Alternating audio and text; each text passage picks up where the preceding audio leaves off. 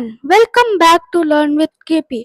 सो आज हम करने वाले हैं DAV class 5 my English reader की एक स्टोरी जिसका नाम है Monday morning blues. Monday mornings always found Tom Sawyer miserable because with it began another week slow suffering in school.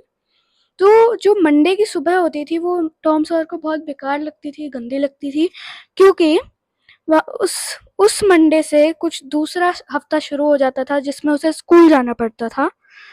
Tom ले in bed and thought, if I were sick I could stay away from school and go fishing. तो Tom bed पे लेटे लेटे सोचता था कि अगर मैं बीमार होता तो मैं स्कूल से दूर रहता और अपने आराम से फिशिंग करता। ही थॉट फर्दर अबाउट इट, वो और भी ज़्यादा सोचता था इससे। But despite all his attempts to detect some symptoms, he could not find anything wrong with himself. पर क्या हुआ, जितने भी उसके अटेम्प्ट्स थे कुछ सिम्टम निकालने की कि मैं स्कूल ना जा पाऊँ, तो उसको अपनी बॉडी में ऐसा कुछ दिखा नहीं। His hopes began to fail. उसकी जो उम्मीदें थी स्कूल ना जाने की वो फेल होने लगी। Suddenly he discovered something. उसने तुरंत एक चीज नोटिस की अपने आप में। क्या की? One of his upper front teeth was loose.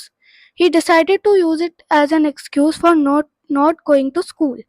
तो एक जो उसका ऊपर का दांत था वो लूज था, मतलब हिल रहा था। He decided to use it as an excuse. उसने क्या डिसाइड किया? उसने इसको सोचा कि मैं इसका बहाना बना लेता हूँ स्कूल ना जाने के लिए।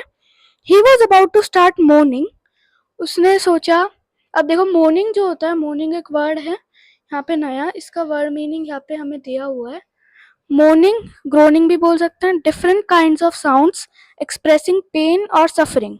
तो इसमें मोर्निंग या ग्रोनिंग का क्या मतलब हो गया कि कोई भी ऐसी साउंड जो पेन या सफरिंग को एक्सप्रेस कर रही है।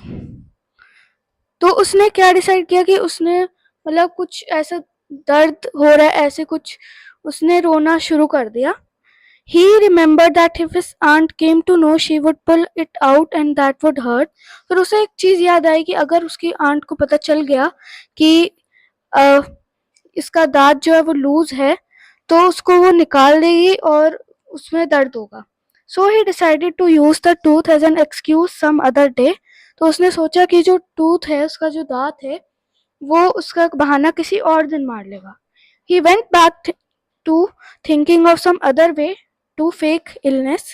तो उसने फिर ऐसे ही कोई वो दूसरा तरीका सोचने लगा कोई बीमारी निकालने का अपनी बॉडी में से।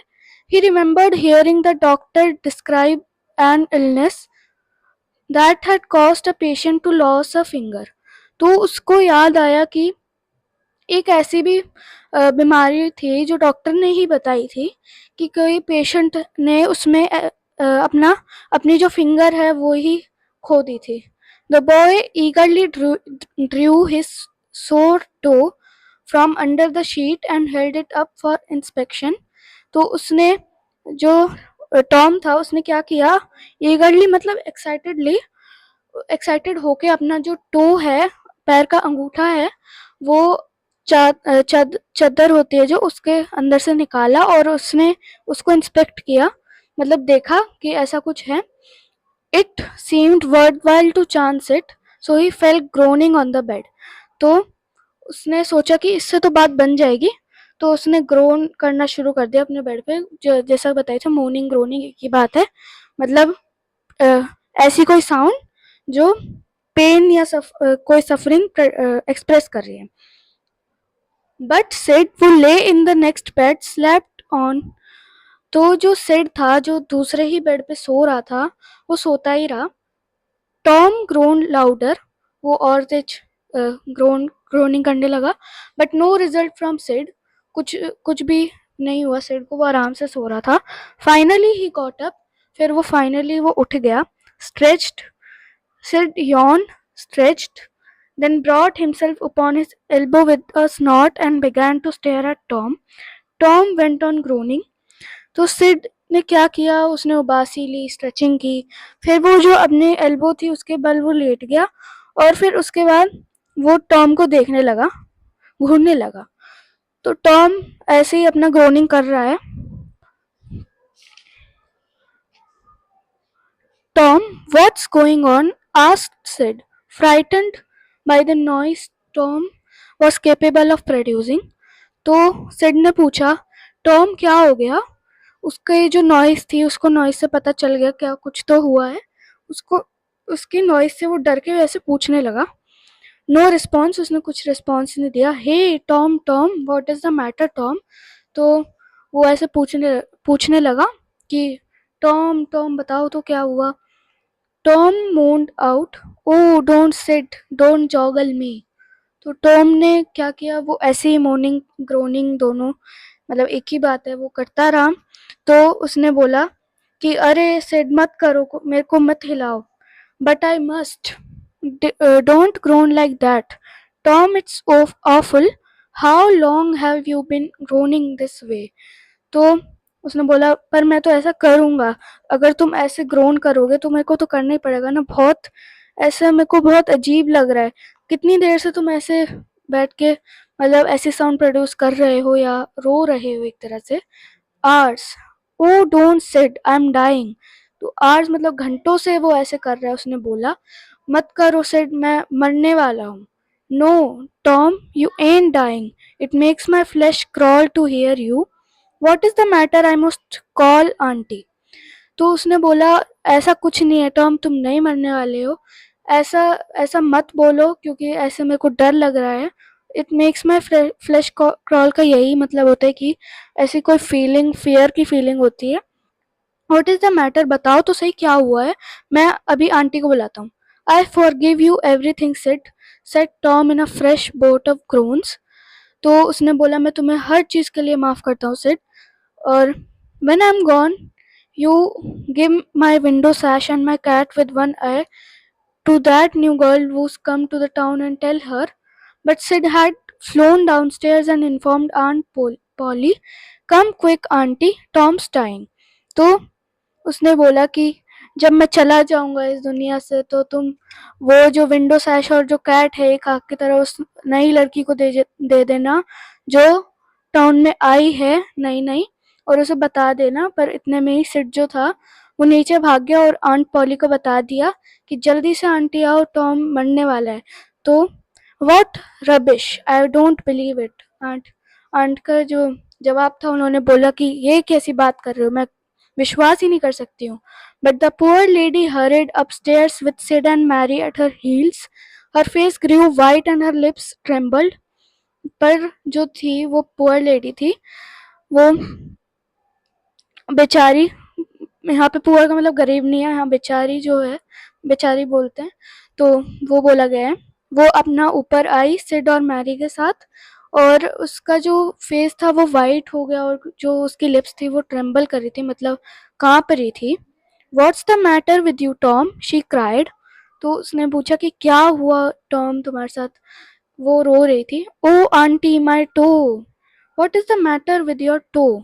तो उसने बोला अरे आंटी मेरा जो पैर का अंगूठा है। तो उन्होंने पूछा कि क्या हुआ तुम्हारे पैर के अंगूठे के साथ? ओ aunty my sore toe is going to fall of.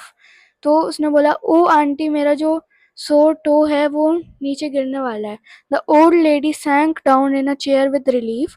वो फिर आराम से बैठ गई आंट पॉली चेयर पे। She laughed a little and then cried a little, then did both together. This made her feel better. She said, Tom, you really did frighten me. Now you stop this nonsense and get out of your bed. तो जो old lady थी, मैंने बताया कि वो chair पे बैठ गई आराम से, और फिर वो थोड़ी सी हंसी, फिर थोड़ी रोई, फिर उन्होंने दोनों एक साथ किया। इससे उनको अच्छा लग रहा था, बेटर फील हो रहा था। उन्होंने बोला कि टॉम तुमने तो मुझे सही में ऐसे मतलब डरा दिया, तो अब तुम ये जो नॉनसेंस है ये सब बंद करो और अपने बेड से बाहर आ जाओ। फिर Tom felt foolish at his act now that he was caught. अब जो टॉम है वो अपने एक्ट पे, अपने आप पे ही उसको ऐसा बेवकूफ़ी लग रही थी ये सब करना, और उसको अब क्योंकि ऐसा इसलिए लग रहा था क्योंकि वो अब पकड़ा गया था। He said auntie my tooth hurt so much that I wasn't worried about my tooth at all. अब उसे अपने दांत की याद आई कि उसने बोला आंटी जो मेरा जो पैर का अंगूठा है वो इतना दर्द कर रहा था कि मैं अपना जो दाँत है उसके बारे में सोच ही नहीं पाया। What's the matter with your tooth? तो उस आंटी ने पूछा कि तुम्हारा जो दाँत है उसके साथ क्या हो गया अब?